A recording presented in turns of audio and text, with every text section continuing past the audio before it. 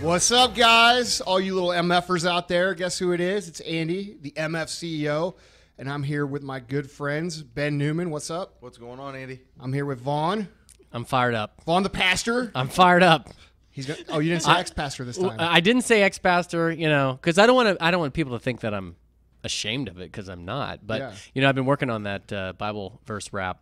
Yeah? Yeah, I'm not ready. We're gonna break it out I'm here. not ready for it yet, but. And welcome back. We have a special guest today, Theresa Depasquale, CEO of Bikini Boss Fitness. What's up? What's up, guys? She is a fitness entrepreneur and a new author. Yeah. Congratulations on that. Thank you. Tell people the name of your book that's coming out. Book will be out this spring. It's called Boss to Bikini, and it's a program that's getting the world's busiest women in ridiculous shape. And we'll probably have a pre-sale here in the next couple of months. Yeah, cool. That's awesome, man. So a lot of times we have the question they picked out. Today we do not. So I'm going to start out the question of the day. What the fuck is wrong with people who come on your Facebook page and just seem to like write the opposite shit of whatever it is that you post about? Like, none of you guys at this table are these kind of people, right? No. Obviously. No. Like, do we not just scroll? Like, why don't you just scroll through? Like, when I see something that's ridiculous, I just fucking scroll through. Or unfollow. Or whatever. What is it? Why do people feel the need to express themselves negatively? I believe that it makes them feel better about the fact that they are doing nothing to move the ball forward with what goals they could have or should have or would have in their lives. It's a way to take up time because they're not doing anything. I can't relate to the mentality at all. Yeah. I mean, Vaughn, what do you think the reason is? I don't know. I always say people have the right to disagree with me. It's the same as their right to be wrong. Okay. Because if they But there's a big difference between disagreeing and just being an ass. An ass. No, I hear what you're saying. I mean, I don't know. I'm talking about being an ass. You're saying intentionally disrespectful to the point you're trying to make. Yes, exactly. Yeah. I see this going on more and more and more in society. I see people just, the word is trolling. And I'm like. Anonymity. It's internet tough guy. Yeah. I mean, because like when you grow up and like, you're, in real life, it's just funny because in real life, these things, people would never do this to each other. Mm-hmm. You know what I mean? It's this ability for somebody to like pick on other people. And dude, I always see people picking on people that like are on that borderline of like being fragile. You know what I mean? Right. Like, people who are of social media and have a big following. Theresa, you have a big following. I've got a pretty big following. Ben, you're getting a big following. I mean, we're used to that shit, right? Right. But let's say you got somebody who's on the borderline and they're stepping out of their comfort zone, and you get somebody who's just decides to be a fucking ass, and that person just quits. That person says, "Man, I don't want to do this." Like they're in that fragile state that we've all been through, and it's just something that gets on my fucking nerves, man. Yeah, I think I misunderstood your question because I think when you said that, I thought you were just talking about healthy debate. You're talking about people who are trolling. Being cocksuckers. Okay. Yeah. People know exactly what they're doing. Yeah. Right. I got you. In other words, they don't want to engage you. They just want to shoot you down. Yeah. And like it doesn't bother me like when people say that shit to me, but what it does bother me is when I see them do it to people who are like just stepping out. Yeah. Like they're just coming out trying to step out of that comfort zone. And then you get some fucker that just steps in and squashes it. Mm-hmm. I mean, I don't understand what's wrong with people. It's funny. I actually have to coach my girls on that because, part of what we do is marketing ourselves and developing your own brand online. And as you start coming to on social media, you obviously get all these types of people commenting. And a lot of the girls get like totally down on themselves and embarrassed. And I'm like, no. You got to have a thick skin. Yeah. Because you know what it is like all of us, when that happens, we imagine that it's like somebody like us sitting there writing that comment. Gosh, no. You get what I'm saying, though? Yeah. We're like, why would somebody do that? I wouldn't do that, blah, blah, blah. But in reality, it's some fucking douchebag who's sitting at 39 years old in his mom's basement and hasn't fucking washed his underwear in 7 weeks, typing some comment on the internet. Yeah. He's probably wearing like, some sort of fucking gamer headset. Mom, give me some meatloaf. Yeah. Mom, where's the meatloaf? Yeah. I mean, dude, that's what it is, man. And like, that's what you guys have to remember is that these people, when they try to step out and step on you, that's what you have to remember who this is. This is a dude sitting there in his fucking boxers with dirty socks on, and dirty underwear talking shit. Yeah. Because that's the most common comment I get on my Periscopes. If you're not following me on Periscope, follow me on Periscope. You like Periscope? Dude. I just broke into Most Loved on Periscope like 3 days ago. That's awesome. Yeah, Are I you told serious? you before. Awesome. I told you Number last one? week's podcast I would get Atta there. baby. Yeah, we got that's top 40 in the world. That's on Periscope. awesome. So That's it's very cool. It's an awesome app, man. I mean, it's something that is going to change the way social media works. Because, dude, when you represent yourself on Instagram and Facebook, you could pre-manufacture this image. With Periscope, there's 100% transparency. You are what you are. You're a fucking live performer. Right. So if you can't do that, if you're fake, it's not for you. You know what I mean? And it's going to be. I think it's going to catch fire. You need a teleprompter. It is. No, not for it's you. not, man. Obama would not be good on Periscope. He would be fucking terrible. He would be. But actually, in fairness to him, most of our Congress would be terrible. dude, yes, Yeah. right. Yeah. But that's what's going to change the world about the app, because people are going to expect. It's not like Twitter where you can have somebody manage it, or Facebook where you have some management. It's you fucking talking to people and them talking to you. Mm-hmm. It's awesome. That's why you haven't seen it flooded with more people who are actively doing Periscopes, because you have to have a natural talent to communicate to be able to put together a Periscope. It's a really cool app, man. I follow some cool people and have learned a lot myself on it. Most of my comments, because I always have Q&A on there, most of my comments are comments of this nature, which is why I chose it for Question of the Day. They're like, well, how do you get around people talking shit, or how do you get around this, or how do you get around that? And I just did a whole Periscope on this today.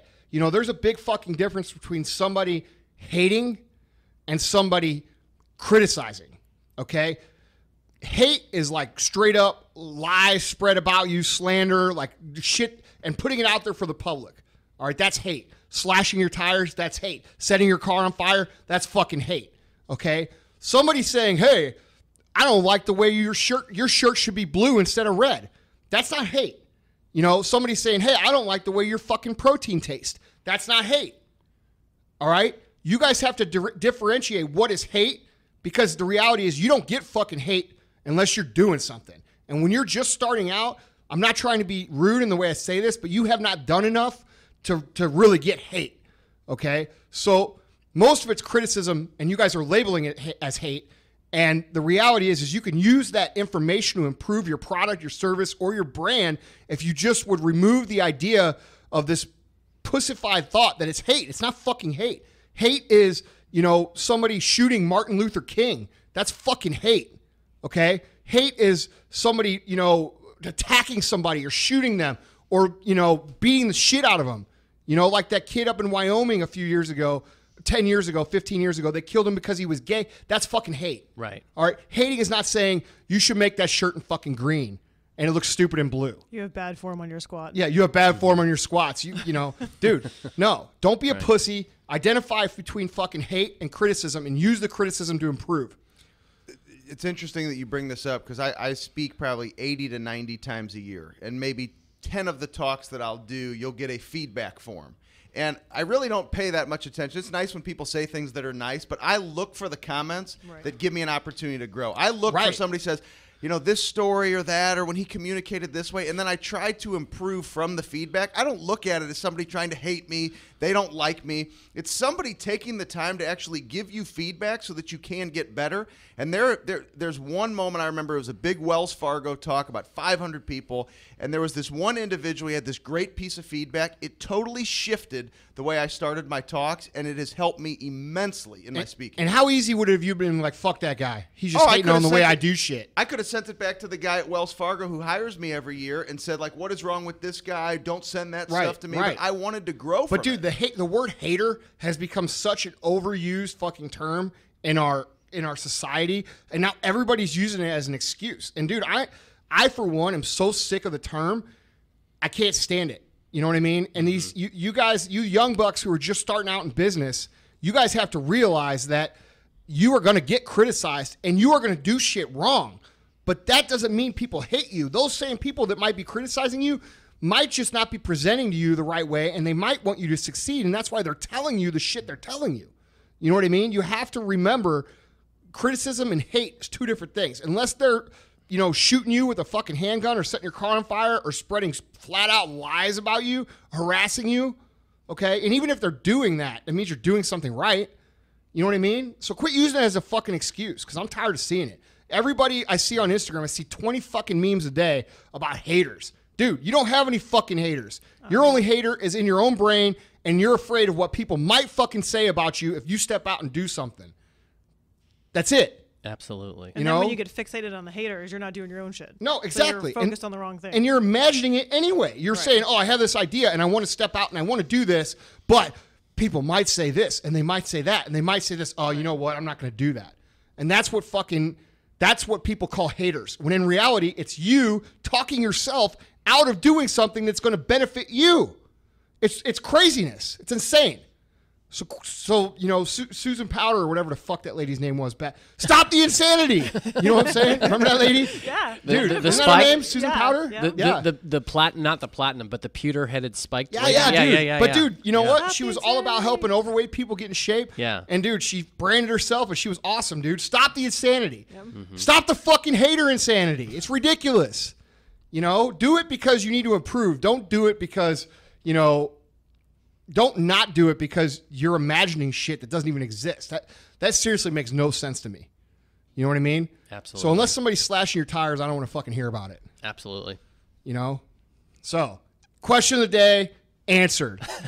Now what are we really going to talk about? What are we talking about today, Vaughn? Well, we're going to step out here a little bit because the topic's a little out there. But in the last 2 weeks, I've heard a lot of people complain about how common it is to have really lousy meetings at work.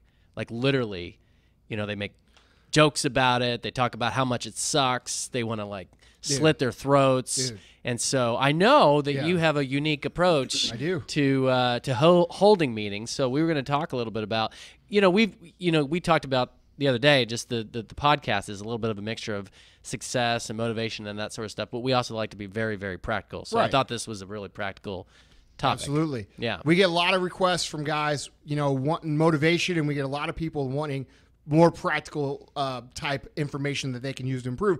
This is going to be both, okay? Mm-hmm. Today you're going to walk away with something. If you're a manager, if you're a person who has to call a meeting of any sort, you are going to be better off for listening to this podcast because we're going to cover some serious ground. I'm going to talk about how I learn these things and how they improve my company, all right? So we're just going to dive right into it, guys. The number one thing that you need to understand about meetings is this. You need to approach every meeting like it's a huge timeout and the biggest game of your life, okay? Not a fucking never-ending time sucker, time waster, boring situation of, hey, guys, let's have a meeting today. That would be great. What does everybody think about this? Hey, let's have some donuts, too, and some orange juice. That's what fucking people think meetings are about. I deal with companies all the time, and all they want to do is fucking meet. But here's the reality. That doesn't get shit done, and it doesn't move you forward. It's a time suck. It's a waste suck. It ruins your culture because it disenfranchises your people with your leadership. All right? So you've got to understand a few points right up front. What does a big coach do when he takes a timeout in a big game? All right? What does he do? All right? He settles down the players and refocuses the players. That's step number one. Okay, step number two, he makes adjustments and sets up the next couple plays. All right, that's step number two. Step number three, he only talks about what's vitally important to the situation that is at hand. He doesn't talk about the weather. He doesn't talk about, what book you read. He doesn't talk about, how your family is. He doesn't talk about what you had for dinner. He talks about what we're trying to solve. What problem are we trying to solve right now? Okay, let's stay focused on that. And the fourth point is that you've got to get people back in the game quickly. If you take them out of their game, they're out working, they're out in the zone, you disrupt them to have a fucking meeting, you bring them in, they lose their focus because they've been sitting there talking to you because you're grandstanding for 7 hours, and no matter how great you think you are, nobody wants to hear you talk, all right? Nobody cares about what the fucking long johns. And if you got a culture that cares about the long johns and the fucking bear claws that you bring to the meeting, you better redefine your fucking culture right now. Okay? Mm-hmm. So those are the 4 key points, all right? Settle and refocus the players. Make adjustments to set up the next couple plays. Only talk about what's vitally important and get people back in the game quickly. What does that mean? That means get them in a fucking meeting, get them out. Here in our company, we have a 10-minute meeting rule. We do not have a meeting in this company that lasts longer than 10 minutes. There is not one meeting on earth that should last longer than 10 minutes. Get to the point, make the points, get the fuck back in the game. Okay? Why do you think people have such a hard time trimming the fat off their meetings? Dude, it's corporate culture, man. It's been bred into our system for years and years and years and years. It's the, a lot of managers like to manage, okay? They like to quote unquote be in business or be a manager. Feel important. Yeah, exactly. It feeds their ego, right? I'm important. Right. And listen to me talk. Right. And that's and we've all been there. I've been in a million of these. Dude, I've held these meetings. You know how I know? I'm not sitting here saying this is how you should do it. I'm sitting here saying I've fucking done it the opposite way and it doesn't work. You're going to ruin your momentum. All right? I have learned this through experience, and lots of other people out there have done the same. I've held years and years and years of pointless meetings. Years. Do you think that's because there is a mentality out there that thinks, well, we're business, I guess we have to have meetings. So they just have this standing meeting every week or every day at a particular time, and they're like, I guess I have to come up with things to say because we're a business. We got to meet. My experience has been is that there's a huge difference between a manager and a leader. A leader does not want to be in a meeting for an hour. A leader wants to get Andy in front of him. Let's figure out what's going on. Here's the point. Here's a little bit of fire. Here's a solution to the problem. Go. And let's go kick ass. Whereas a manager wants to be able to have 8 one-hour meetings, take a little break, maybe grab a little food, so at the end of the day he can report back to the CEO, what a busy day I had. I had 8 one-hour meetings. And that's more managers than leaders. And if you listen to the podcast, you know that being busy is not the point. Being effective is the point. How many of you all listening right now would rather sit in a 10-minute meeting than a 1-hour meeting? Show your hands. All right. I know everybody's raising their motherfucking hands right now saying yes. But how many people go to a meeting and have to like go through these slides and go through this stuff and go through this usually people who are holding these kind of meetings are boring. You know, I've never been in a meeting with somebody who holds it for an hour that's been exciting. You know, let's face it, most people aren't good at keeping people's attention for that long. Even if you have tons of energy and tons of charisma, it's still going to be hard to hold people's attention that long.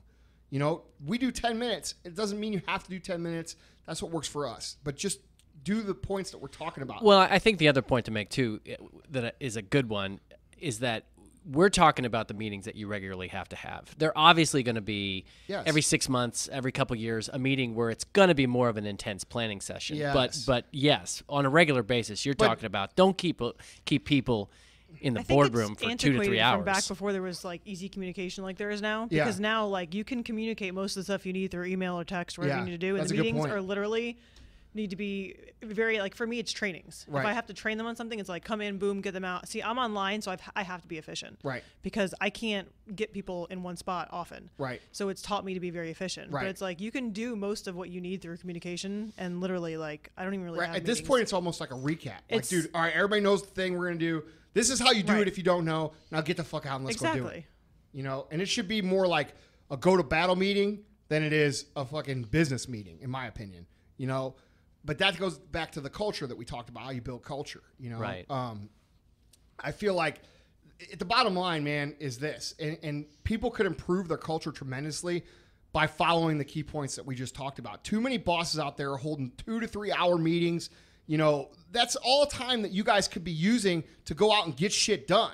For you to hold a good meeting when at all possible, it needs to be done quickly, it needs to be done efficiently, it needs to be done effectively, and you need to be running out of the room ready to kill shit. That's the bottom line. You know, people need to trim the fucking fat, get to the point, and get your guys back in the game so that you guys can win. Okay, this isn't about who's the coolest guy in the office or what we ate for dinner. Nobody gives a fuck.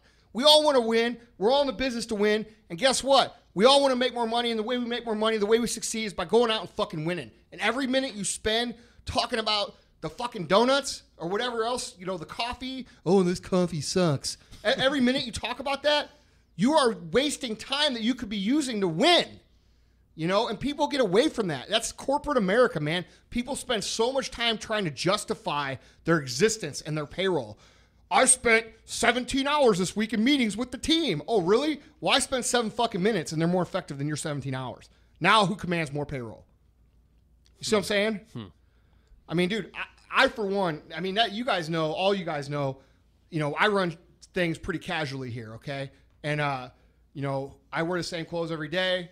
You know, I buy my shorts at Gander Mountains. I might show up in flip-flops. You know, this is the reality of business is not the suit you wear or the car you drive or the role you play in business. It's about getting things done. You know, excuse me, it's about getting shit done. This is the MFCEO Project. I got to correct myself. I'm rubbing off on you, man. Yeah, gosh, Vaughn. Vaughn is just making me a non-cursing MFer. Vaughn, you're going to ruin the podcast. I know. So, that's my first point, and that leads me into point number 2, which is the point of your meeting should be very clear. Okay. If you need to cover more than one point per agenda, fine, but keep the points to a bare minimum. Okay. Don't overload people with things that they need to do. I mean, Ben, how many times you spend a lot of time in corporate America? Yeah. Okay. How That's much? where my comments came from. Yeah. How much time? I mean, honestly, how much time is wasted in corporate America via what we're talking about? It makes me sick to my stomach even thinking about how many hours I spent in meetings that I had no business being in, because as a high performer, I wanted to be performing. I did not want to be stuck in a meeting having somebody hold me back. Right. I cannot take action when I am required to be sitting in a room listening to information that really does not have any benefit to me, other than the 10 minutes I could pull out to your point that actually did have the benefit, and the meeting should have been 10 minutes. Right. And it doesn't matter, guys. You guys might be listening to this, okay? And you might be a new business owner with only one employee. These rules apply to that, okay? You don't have to be 100 employees deep or 20 people or 5 people. It could be you and one other person. We still need to stay focused, because the reason if we don't stay focused is that people get information overload, okay? You flood them with tons and tons and tons of points. You come to a meeting with enough points that are the same as the amount of pens in a fucking pen box. You're going to overload this person with information, and they're not going to know what to do when they leave. I'll give you guys a good perspective for the small business. So for our business, we have 2 full-time employees. It doesn't take a huge team, and then we have subcontractors we work with. But Kim, who is basically the right hand of the operation, my partner, she's unbelievable. Been with me over 5 years. Yeah, she's awesome. She is incredible. We have a 5-minute meeting every morning. I wake up, I have a to-do list, I send her an email, I call her after I drop off the kids at school if I'm in town, and I say, Kim, any questions, any thoughts? Hey, I want to run a couple things by you, run them by me. It is 5 minutes. I could easily on my calendar go, Kim, let's have our 30-minute powwow. Let's start the day. Let's go have breakfast and have a meeting at breakfast. And it's 5 minutes, and she and I are so dialed in. She can speak like me. I can speak like her. I don't need more than 5 minutes. Call me later in the day if you need something. We'll talk another 5 minutes. Right. It's 5 minutes, and that's a small business perspective. Right. And it works. It does work, and so many employees become literally, like, there's a funny scene. I was just watching this movie last night, actually. The Need for Speed. Everybody knows I love cars, okay? Need for Speed is a car movie. There's a point in the movie where one of the guys who's like the main car guy gets called up by his buddies to go race across the country, and he's in corporate America. So he's like sitting in a cubicle, typing on his computer, like looks completely miserable. And they call him, and they're like, dude, come on, let's go. We're going to go for a ride. And if you've seen the movie, you know the part I'm talking about. So this guy's like, no, I'm not doing it. You guys ruin everything I have. And they're like, oh, well, listen to the noise. And he hears the car rev outside. And dude, he like freaks out. And then he like starts taking off all his clothes and walks out butt naked of the office. And it's hilarious. But there's one part that is really the truth. Okay. He gets in the elevator with a lady who's like in her, I don't know, probably mid 60s. He's butt naked. All right. She looks at him and doesn't even notice that he's naked. And she goes, I'm in accounting. And he goes, do you feel like you're dying inside every day? And she goes, yes. That's what a fucking long meeting does to your employees. A long meeting of you huffing and puffing about stupid shit makes people want to fucking kill themselves. Dive out of the windows. Okay, it's like the little emoji with the straight face and then the revolver that people send. Like, dude, you know what I'm saying? Like a bunch of emojis. If you're running a meeting and you're longer than 10 minutes and your points are numerous and all this shit, you should envision every single person in that meeting with the straight mouth emoji, because that's what they're thinking. Right. If they're all texting each other, they're sending each other that emoji. All right. My brother told me the other day that he was in a meeting that was like an hour and a half long, and he was watching "Can't Buy Me Love" on his phone. You know that That's old, what I'm saying. That old terrible. 1980s movie, "Can't Buy Me Love." Yeah. Yeah, but see, people. And the person leading the meeting thinks that they are dead on Oh, point, they're killing it. driving it home. Yeah. They are just knocking the cover off the ball. Dude, if you don't have people coming up to your meeting after the meeting and be like, dude, that was a great meeting, Yes. then you're doing it Totally. wrong. Totally. Okay? Yeah. So there's guys, and this is not just us bullshitting here, okay? There are studies out there that say the human brain can only process so much information at once. 3 points is the usual amount of information that people can walk away with. 5 to 7 is pushing it, and beyond that, it's a total waste of time. So any time that you put in past, we're getting this done is a waste anyway. It's scientifically proven. I don't have the study to cite here right now, but we could find it. Mm-hmm. The reality is guys, you can't overload your people. You're going to kill their drive. You're going to kill their motivation. You'll kill their momentum, and they'll hate you. You know, they'll make fun of you when you walk by. And it's not like they make fun of you like in a good way, like, hey, motherfucker, what's up? It's like, dude, that guy walks by and they're like, God, I hate that guy. You know, and then they laugh about you with beers. You know, don't be that guy. Give him a fucking kick in the ass, get him on track, and let's go out and win.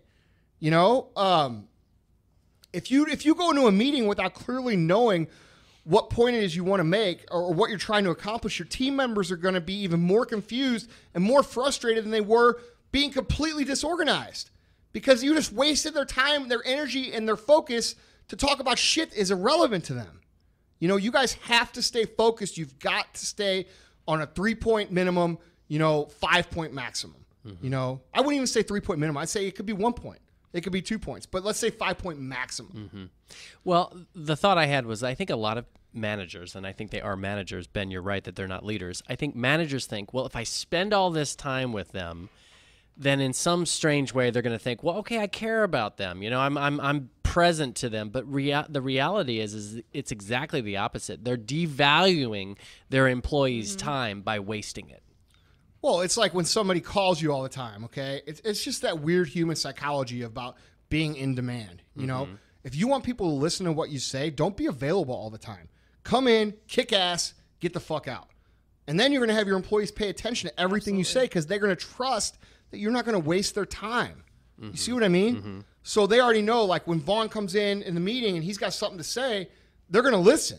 You're not going to have that problem of people looking around the room and playing on their phones and all this shit because they're going to say, all right, he's not going to waste my time. He's only going to be on for 5 minutes, 10 minutes at a time.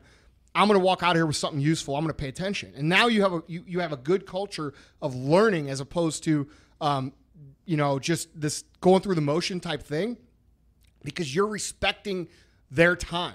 Right.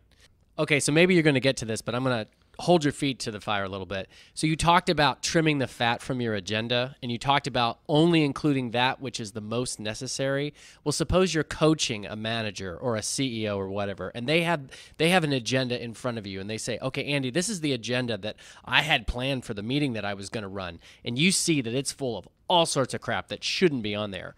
What are the questions that you're going to ask him, or what are the little guidelines that you're going to give him that's going to help him to trim the fat on his agenda? Right. You know what I'm saying? Okay, so I'm coaching somebody who's giving a meeting. Right, exactly. Right. So that's a great question and a great point. It's a different perspective than what we're talking about here.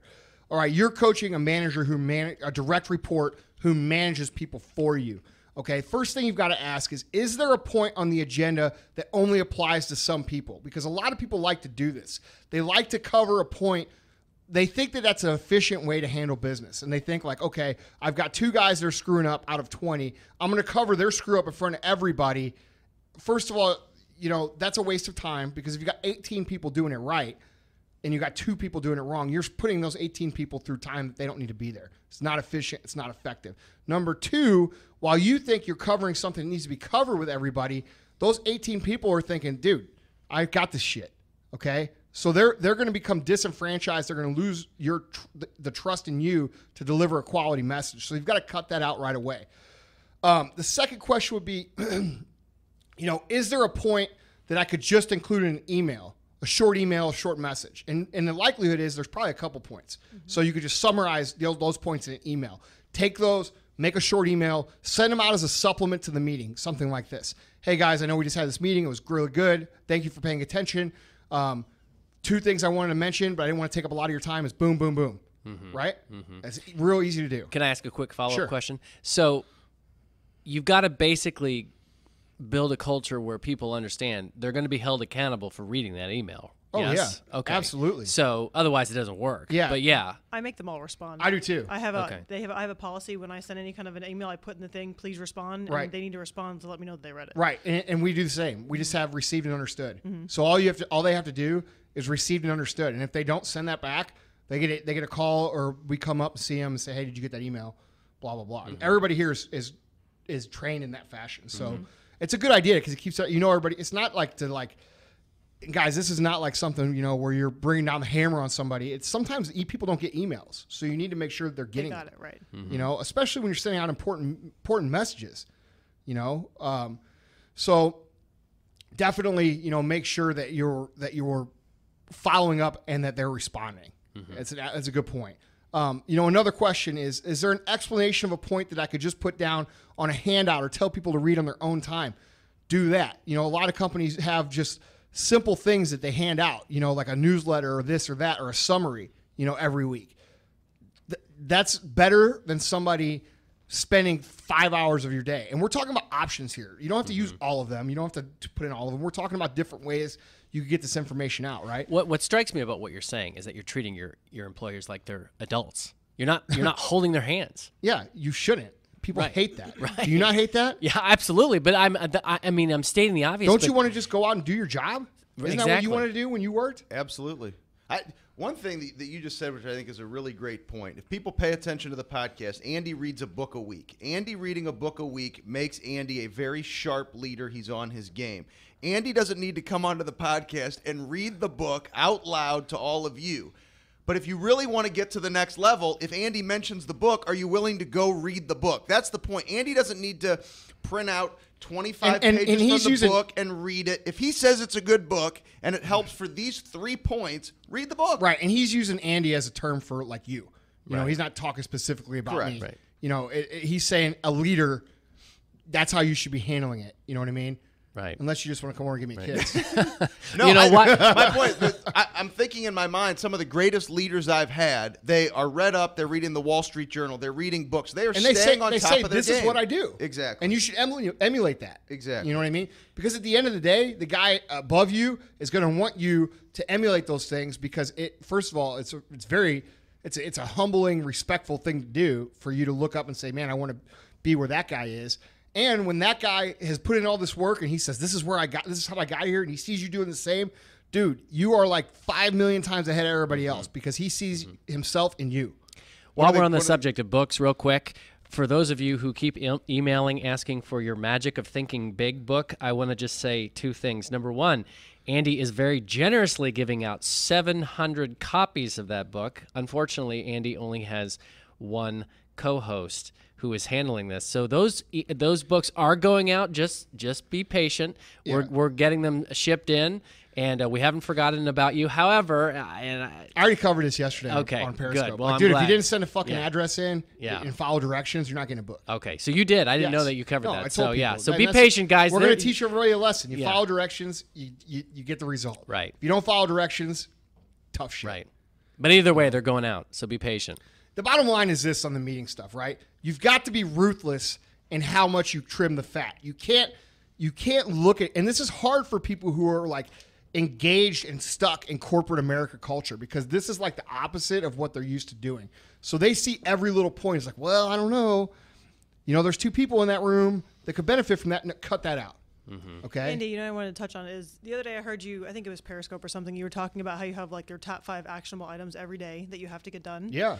And so that's when I'm making an agenda, that's what I always go by is what is the most important top 3 things that I need to talk about to move my business forward. Right. And I just leave everything else off. Right. Because it's just like you're saying, like if you start talking about too much, it just waters everything else down. Yeah. And so they won't that's listen kind of to how you. I always gauge my agendas. Right. What, 5 points? 3. I try to stick with 3. Yeah. Important, whatever I'm trying to cover for that meeting. Yeah, because people, it's the truth, guys. They just get overwhelmed. And if you give people, dude, it's the paradox of choice, right? There's a study called the paradox of choice, which means if you give people too many options, guess what they choose? Nothing. Okay? So if you give people 17 points, guess which ones they're going to remember? They're going to remember the fucking long johns. You know what I mean? And that's not what you want them to remember. We're running a business. We're running a company. We're here to win. We're here to do shit. Let's not worry about what orange juice we have or what, people are like, I'm just going to go off here for a second. Okay. Just warning you. But the corporate America culture of like where we get our donuts and where we get our coffee and where we get this, and we're going to go have drinks and we're going to do this. And people are so wrapped up in like playing the role of what they see business to be that they never fucking get anywhere. And it's like disgusting to me. Like I go to meetings at other companies sometimes and they're like, oh, well, we can't start the meeting until the donuts are here. Motherfucker, I'm not here for the fucking donuts. I don't give a shit about the donuts. I don't care about the fucking breakfast burritos. I don't give a shit about that. You know what I care about? How can we move forward? And guess what? That's what your employees care about. And if they don't care about that, you've got the wrong fucking culture going for your company. And I did not say you had the wrong employees. I said you had the wrong culture. Okay? Because the culture is instilled by you. Okay? If you've got people worrying about the orange juice or the kind of bottled water they have or the icing on the Long John isn't perfectly straight, dude, you have the wrong culture. People are worried about the wrong shit, and guess whose fault that is? That's not their fault. That's your fault. You know, and it's time to change it. The corporate America thing, it's done. You know, and so many people I see, they try to run their business in that manner because they think that's what business is supposed to be. I don't know if they like see movies and Always shit. been done that way. You know what I'm saying? Like they see movies, they see TV shows, and they see people doing this. Yeah, and you know, I don't know. It just disgusts me. I couldn't survive in that environment, which is probably why I own my own business. Right. Yeah. I mean, could you see me in a fucking office like that? Oh my God. Dude, talk about like going crazy, man. Like I would go fucking crazy. You know, Ben, what kind of donuts you bringing next time? Yeah, Long Johns. Yeah. Well, let's be real, dude. Is there a better donut than the Long John? I have never heard of that. For the record, I thought you were talking about underwear. I'm sitting. You don't know what a fucking Long John is? You've never heard of Long John? Of course, the I'm fitness like CEO. here, I'm like, what's a Long John? We've got Are they two talking about fitness company underwear? CEOs. One of them's in perfect shape, and the other one knows what Long John is. That's all I'm going to say. All right. Tyler, you're in good shape, but I know you know what Long John is. Dude. Is that like a Midwest thing? Because I'm like, no, dude, you don't know what a Long John is? Wait, you think they're better than Bear is that Claws? like a long donut? Like a no, jelly it's like the donut? long ones with icing on them. I've never heard of Dude, that. pull up a picture of fucking Long John.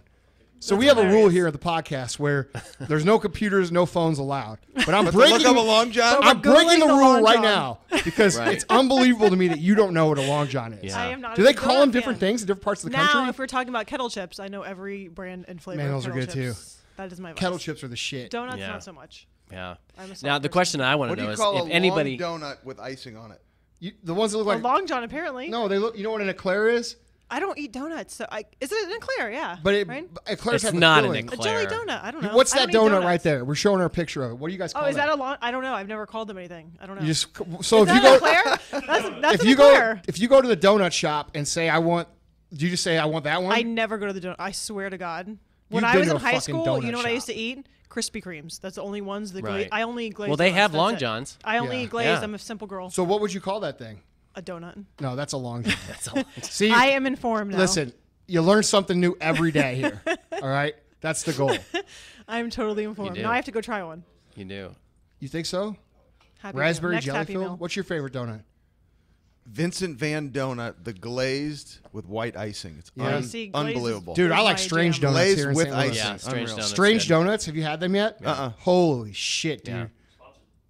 Yeah. No, dude. Listen, those guys like that a chain? They're a local shop, but they're hitting it big, man. They've These got a guys- couple of stores, they've got- though, right? Yeah, they've got Yeah, crazy donuts, dude. Like shit that you would think like, oh, that doesn't sound very good, but then it's awesome. Like they're just a cool little business. They made friends with our guys at Brentwood S2 at the local store here, and then they bring them in here. All right, I'm getting hungry. Yeah. And dude, I mean, I'm not a donut guy, but those guys got it down. Have know? you ever gone to Canada and had Tim Hortons? No. Have you been Tim Hortons? Yeah, I've not had their donuts. up Oh there. man. Did you see the one I posted good. from Brooklyn with the donut with the ice cream? Oh yeah. That I was thought you didn't like donuts, liar. It's a glazed donut. I go glazed. Look I'm at- simple. She's on here being inauthentic. One of What's the a rules donut? One of the rules of the MFCEO project is to be authentic. She's on here telling fucking lies. I don't like donuts unless they have ice cream. Then I like them. Then I know what they are. Always glazed though. I said Right. I'm simple. I only eat glazed donuts. I don't If anybody out there has a startup for donuts and you think they're really good, send us some. we'll test them. And send me some gluten-free ones. Dude, we got to support the I local only eat guys, the gluten-free. strange Yeah. donut Yeah. guys, man. Those guys are local. They're hard Yeah, that's workers. true. You know, That's true. we love those guys here. Yeah, they're good. They're So- good. So we're talking about donuts. What? Yeah. Anyway, let's get back on track. All right. Hey, you know what? Actually, now would be a good time for me to do the boring stuff. All right. Do the boring stuff. All right. So the boring stuff is check out the mfceo.com/P15 for episode show notes and links galore. We love it when you guys go to our website. We know that there's still not a lot of product up there, but there will be, so trust us very soon. So keep on going back. Let's go do the social media connections, starting with the lovely Bikini Boss. Oh, am I sharing my social? Yes. It's Bikini Boss Theresa is my Instagram, and my Facebook is Theresa Depasquale, WBFF Pro. Great, Andy. I'm at Andy Frisella on Instagram, at Andy Frisella on Periscope, and MFCEO-1 on Snapchat. Periscope, Instagram, Twitter, at Continued Fight, and Ben Newman for everything else. At Vaughn Kohler, VAUGHN, for everything. All right, guys. So before you finish with the boring shit, I'm done. okay, please, when you listen to the podcast, please leave us a review, okay? We're not charging for the podcast. We don't hawk shit on here. You know, we're asking for reviews. If you find the content valuable, leave a fucking review and say so, because that's how we live and breathe and die on iTunes, okay? So if you're listening and you think the podcast is great, leave us a review. If you don't think it's good, just forget that I said that. Don't leave us a review. But, you know. While we're on that topic, I just thought we don't have to do it today, but I thought in the future I want to start giving more shout-outs to some of our fans through social media. So we'll probably, if you post nice comments on our social media accounts, why don't you give somebody a shout-out? I've got one here, man. I'm going to break the rule. You broke the rule. I can break the rule. Yeah, look, dude. I've got people coming on Periscope, dude, leaving like 10,000 hearts on a Periscope broadcast. That's awesome. I mean, crazy shit. And, you know, I want to mention some people. We've got Jordan Benedum. Dude, he's always leaving huge amounts of hearts. It's at Jordan Benedum? No, he is at always X22. Okay. And then I got Jeff Rowlett at NNN Rowlett. Guy's killing it on Periscope. Travis Newman at Travis J. Newman. Sue Nielsen at Sue Nielsen. Dude's killing it on Periscope. I mean, dude, these guys come on. And guys, I just want to, you know, those are just a few. I've got a lot of people who are just killing it with the support on Periscope. Yeah. I mean, like I mentioned, we've got to the top 40 in the world now. And people understand that our mission with the MFCEO project, I think some people aren't grasping it. And, you know, guys, our reason for doing this is because the way people have been raised for the last 25 years is, quite honestly, from my point of view, total bullshit. Okay. They come out with this, everybody wins, everybody gets a trophy, life is going to be perfect. And then you get to be like 25 years old and you're like, where's my millions of dollars and why aren't I famous and why am I not successful? That's because the people who raised you fucking lied to you. Okay. Right. And the politically correct society that we live in painted this perfect picture that isn't the truth. So our mission here is, and why it's called the MFCEO Project, is because this is a fucking project for us. This isn't something we get paid for. This is something we do because we want to change the world. And we want to make an impact on 1 billion lives. Okay. That's our goal. Our goal is to impact positively 1 billion lives. So when these people come on Periscope and they push and push and push and click the hearts and so leave reviews on our podcast and all that, you guys are a part of us fixing an issue with our society. That's Absolutely. our goal. And guys, you guys who are hardcore supporting us and pushing us forward, thank you so much, because it's something that needs to be done. I don't see very many other people really doing this, and it needs to be done. That's the bottom line. Absolutely. So we just really appreciate the support. Can I give a couple shout outs? Yeah. So, guy, I don't even know how to say this, but a guy at Liosco83_ train to live just said something really nice about us and how much it meant that we built him up and encouraged him every day.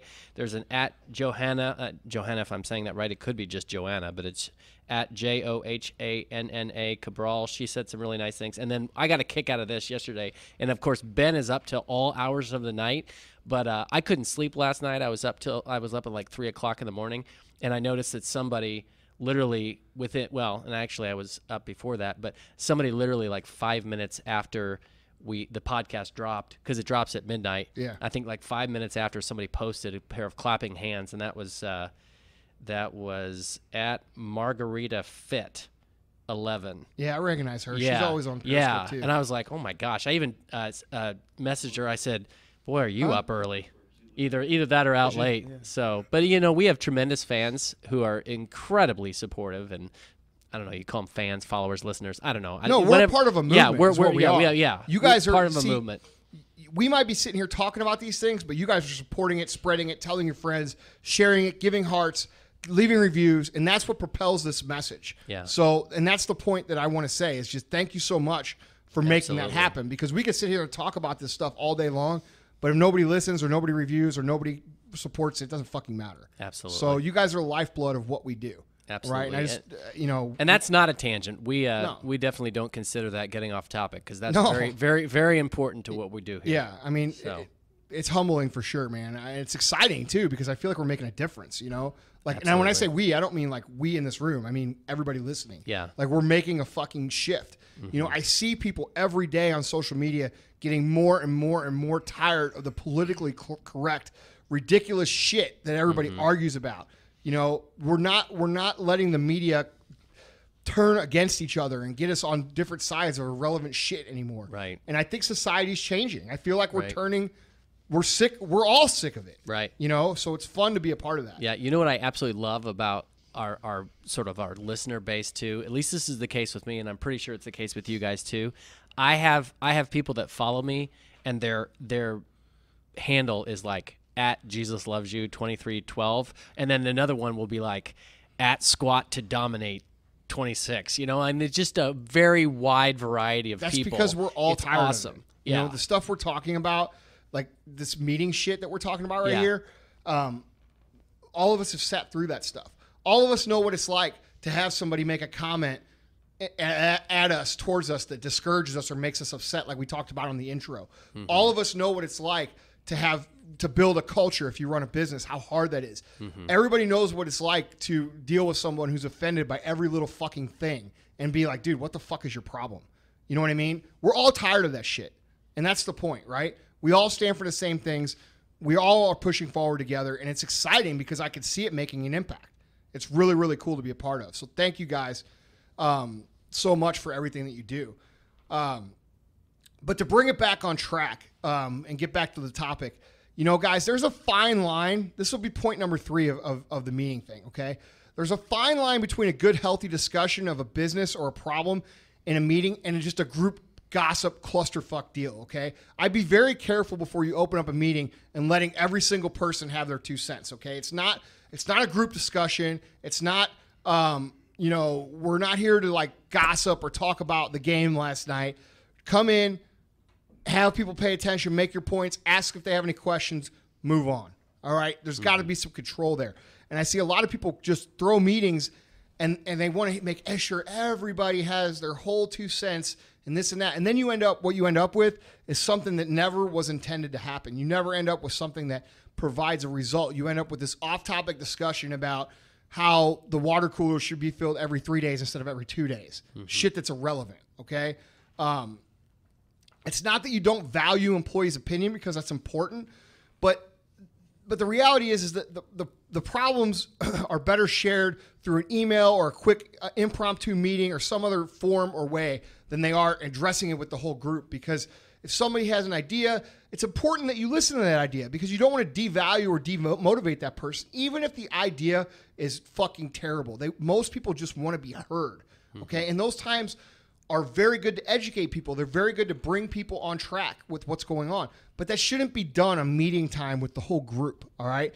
And far too often I see people trying to address, you know, and give everybody their input and everybody has the floor for 30 minutes. And you got to realize that when you have 12 people, for 10 of those people, that might be the most attention they ever get. And boy, do they use it. That's exactly right. You know what I mean? Yeah.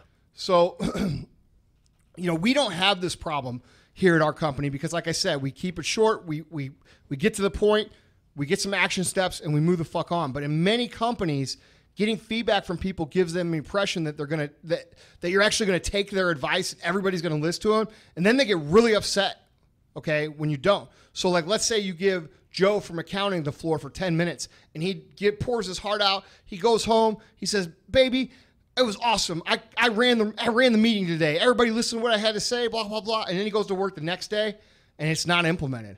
And the boss says, "Hey, man, you know, I think that's a decent idea, but we used to do it that way before you were here, and it didn't work, and this is why it didn't work. Then he goes home that next time. He's like, those motherfuckers made me look stupid because they let me say my idea in front of everybody, and now I'm embarrassed, right? Because that's what it comes down to. They say their idea in front of everybody. You don't implement it, so it's embarrassing. So, like, guys, there's a time and a place for everything, and realize that when you think you're doing somebody a favor in a meeting by giving them the floor for 20 minutes and letting them throw their idea out there, how are they going to feel when you don't put it into play? They're going to be embarrassed, and they're going to fucking hate you for it. All right? So you're doing them a favor by handling those kind of things privately. Bottom line is this. You're the leader. Along with a few trusted advisors, it's up to you guys to make the tough, critical decisions, okay? You put too much up for discussion and decision-making by consensus, and you're going to make everybody look stupid, and you're going to look stupid. You're going to walk out of there with no clear vision, no action steps, no agenda to improve, and you're going to kill everybody's morale. So it's up to you to come in, run shit, and get out and make shit happen. You know what I mean? You can't spend time after time after time just letting everybody have the run. If somebody has something that they want to address, they come to your office or they call you on the phone or they meet with you personally, and you handle it then. Do you mind if I point a question toward Theresa? Go ahead. On that. So I could very much be in danger of stereotyping here, but I'm going to ask. Women tend to be more relational than men, so some of their leadership style is a little different, a little bit more all-inclusive. Do you, as a woman, feel maybe a little bit more of a pressure to get everybody's feedback, or do you feel as if if you just set an agenda, you power through it, that you're going to get this sort of bitch label? Do you feel that, and do you think that other women who are entrepreneurs out there feel that? Or I mean, I can tell you who I am is I know my strengths and my weaknesses. So there are times when I need to be that way, and I'm not, so I hire for that.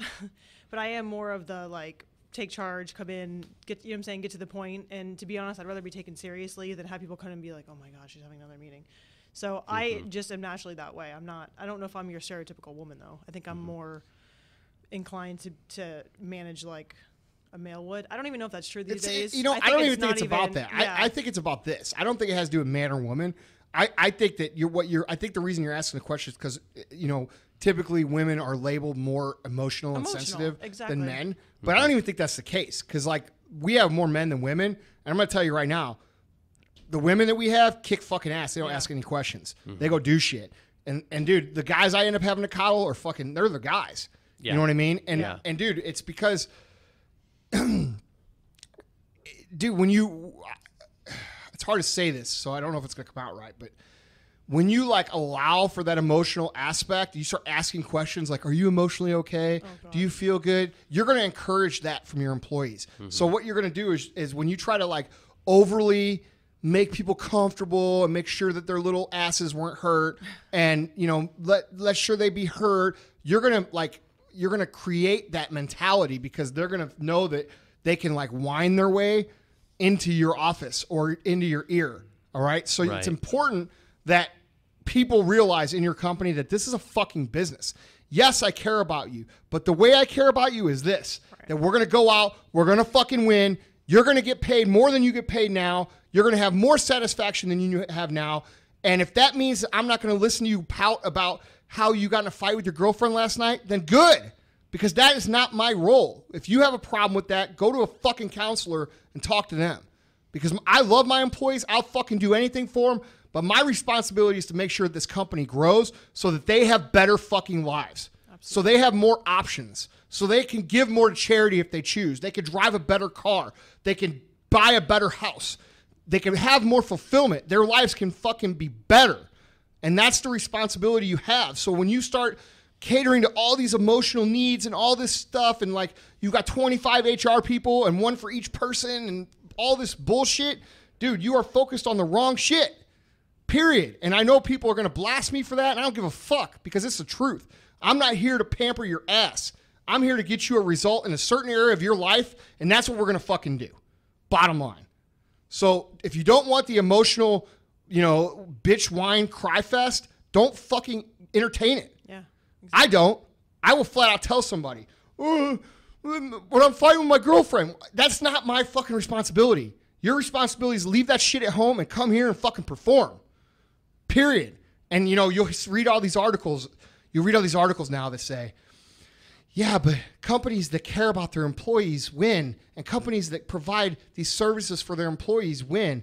Blah, blah, blah, blah, blah. And all this feel-good nonsense, that's not reality. That's bullshit. Okay, so one of the things that I just wanted to mention, though, to make a distinction here, is I think that the oversensitivity is so great that it actually makes it difficult to really be sensitive to your employees when they really need it. So like if they have a death in the family, or if their wife cheats on them or something. Let me stop there, okay? Yeah. Because what I just said, there's exceptions to, no question. I mean, there's been situations, guys, where in our company where people have really needed us to step in on their personal lives, and we have. And if you ask any of my employees, you'll know that's the truth. There's been times where times have been tough and we stepped in and helped them. There's times when our own employees have stepped in and helped them. Dude, let me tell you a cool story.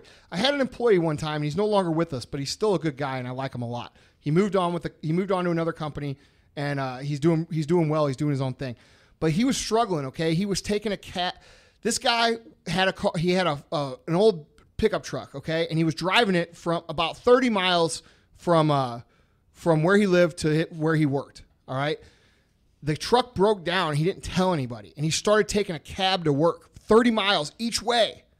Okay. Now, this guy was entry-level position for us, okay, which is not a lot of money. So he was spending his entire paycheck to take this cab to work. Nobody knew. He didn't bitch about it or anything. He showed up at a cab one day. Our employees noticed it, brought it to us. And I said, okay, guys, and we just happened to have a contest going on there where all the managers were getting a multi-$1,000 bonus, okay, if we performed. And we were about to hit that. And I said, all right, guys, look, here's the deal. We can do something about this.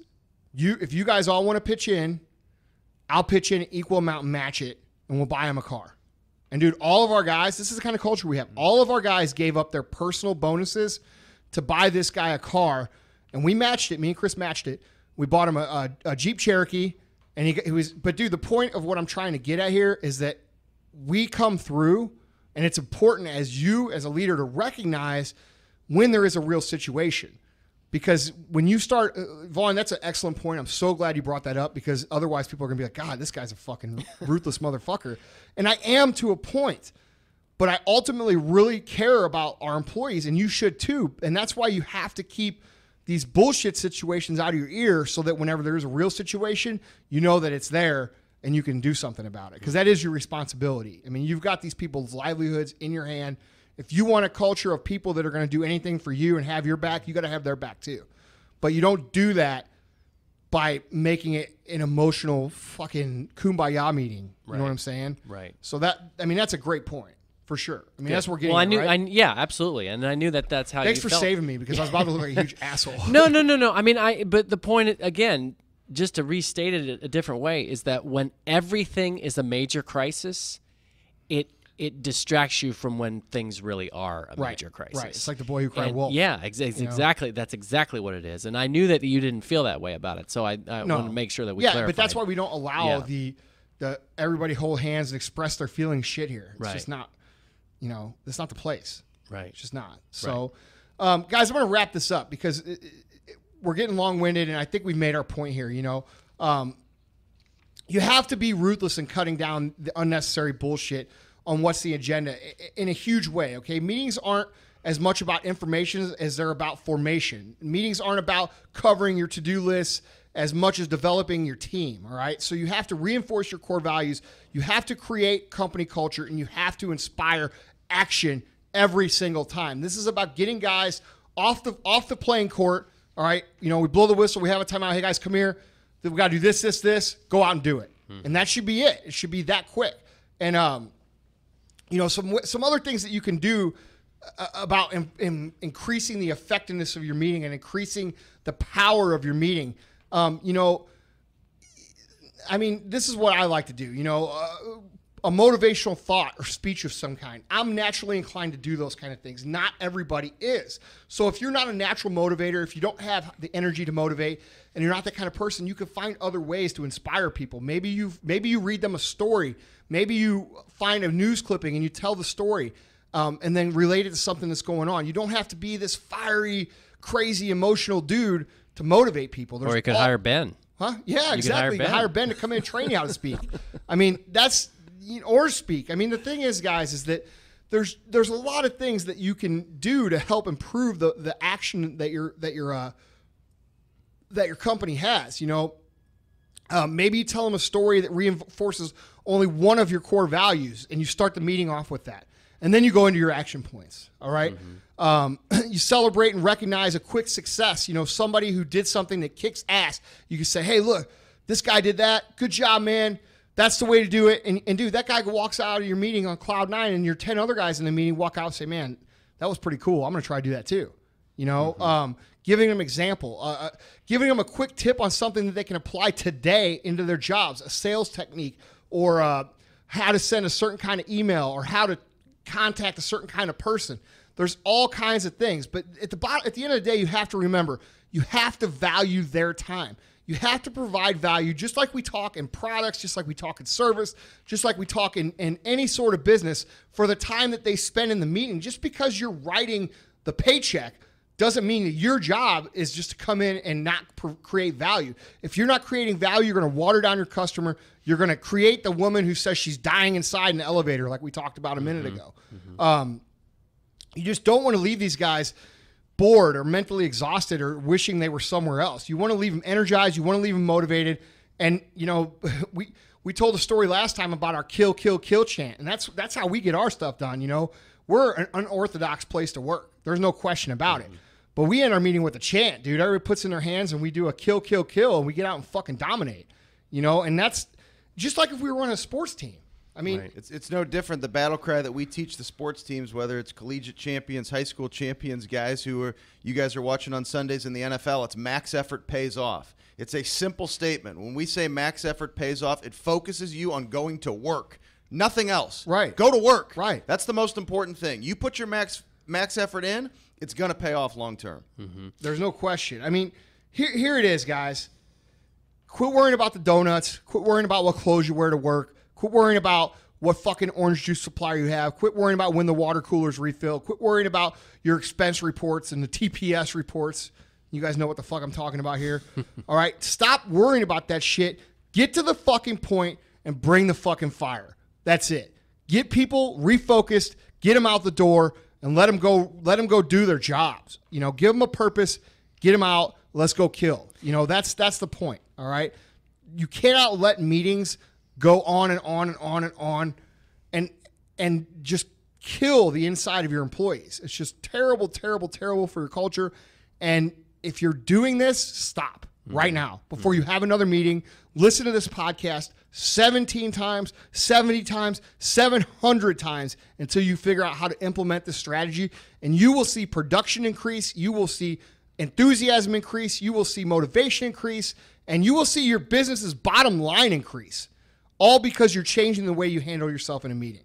So a question I have to ask, though, is that you mentioned about, taking some time, doing some motivational speech or some motivational thought. And I know you did offer some qualifications there. You said that's what you like to do and that's not for everybody. But, we've all heard the stories of somebody who said, oh, yeah, my boss was trying to be Abraham Lincoln or Winston Churchill the other day, trying to rally the troops. And with some guys who really mean well, it just falls flat. Why doesn't it work for some people? I think you need to check your ego at the door. It's the leader who comes in who tries to fake it or to be Abraham Lincoln instead of just saying, you know what, guys, sometimes I need to go find fire. You know me. I'm not a fiery guy. So here's some fire that I found for you. And I think when a leader can check their ego on places where they're weak and deliver something of value, it makes a big, big difference. No question. And when I think of when you say that, when you're watching football, okay, and I know you watch football, and I know you watch football. I don't know if you watch football. Do you watch it? Occasionally. Do you? Bucks. With a donut. With a Long John? Glazed donut. So here's the thing. As much as I eat Long Johns. Like, how annoying is it when you have a broadcaster and they run, you already know what I'm going to say. Ben's shaking his hand. The running back gets the ball. He runs 2 yards. He's like, oh, he's going all the way. Every single play. Like, he's trying to make the most perfect call every fucking play of the game. It's the most annoying thing to watch a game when an announcer does that. Do you know what I'm saying? Absolutely. Okay, yes. You recognize it, right? Mm-hmm. You recognize it, right? All right, well, your employees recognize when you come in and try to do that same shit. Mm-hmm. All right, when you come in and try to make today Dude, when you bring the fire, it's just natural, man. So you have to be self-aware enough to know, like, hey, that's not my specialty. And if you want to go out and work on it, that doesn't mean you can't get great at it. But don't come in every day trying to set records for fucking applause or autographs or whatever it is you think you're trying to get. Come in with the message. If you're not feeling that day, don't do it that day. I think that's an important thing when you talk about motivational speaking. I don't jump on Periscope or write something motivational or do motivational shit when I'm not feeling it. I just don't, because you know what I produce? Junk. When I'm feeling like that, like if I come into a meeting and I'm feeling that way, I tell a story about someone else, or I bring up something someone else did. You don't have to wear that hat 24 hours a day. You know what I'm saying? I call it real-time fire. For those of you that follow me on Periscope, I'll typically title it real-time fire with a point. And you do the same thing. When you're feeling it, you get on Periscope and you share something that's actually real, because that's what people feel. Right. And that's why I'm not on at scheduled times. You know, I come on when I'm feeling it, because I know that's when the good shit comes. And the same thing is with your meeting. If you're a naturally fire, intense, emotional person like I am, dude, I can come in and transform myself into that person pretty quick, because it's my natural inclination to be that way. All right. If you're not that way, that's okay. Just don't come in and try to be that. You're going to embarrass yourself, and your employees aren't going to respect you.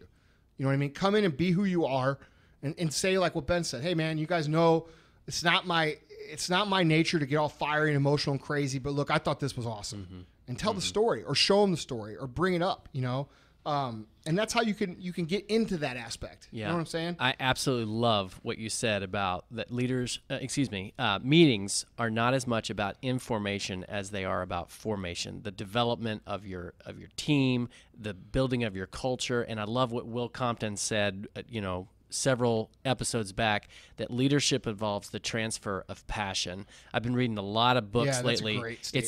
It's a great statement, and I've been reading a lot of books lately about how human beings are connected. And there's a great book by David Brooks, New York Times bestselling author, who wrote a book called The Social Animal. There's a couple other books, and they all say the same thing. They say everything about us is contagious. We are wired to communicate who we are to somebody else. So these meetings that you're talking about having, it's not just about, oh, guys, we're going to cover agenda point A, B, C. It's, this is who I am. This is my vision. This is my enthusiasm. This is my passion for this company and the culture that I want to create. And now through this meeting, I'm transferring it to you.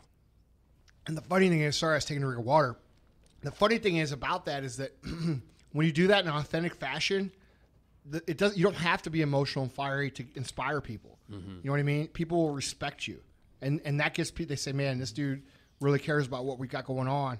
Let's get out and do this shit. You know what I mean? It doesn't have to be, because a lot of people, I get asked this a lot as well. Like, how do you get your mentality right? Or how do you get your energy? Or how do you get, man, I can't answer that, because that's my natural inclination, is to be that way. Like, I'm high strung, I'm intense, I go fucking crazy.